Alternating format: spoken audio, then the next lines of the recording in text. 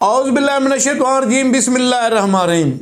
जलवा रेज दवाखाने की तरफ से आज का जो नुस्खा है वो है दिल के अमराज का इलाज। दिल की तमाम बीमारियों का इलाज हम आपको बता रहे हैं, जिनके इस्तेमाल से दिल की तमाम बीमारियां खत्म हो। आप हार्ट अटैक जैसे मर्ज से भी महफूज रह सकते हैं।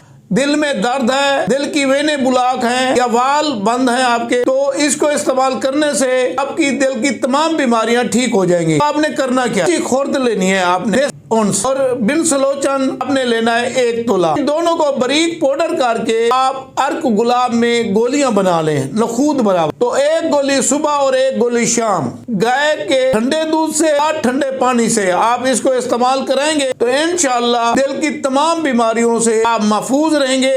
अगर आपको दिल की बीमारी है, दिल का दर्द है, आपका वाल बंद है, तो आप इसको इस्तेमाल करें और इससे फायदा उठाएं।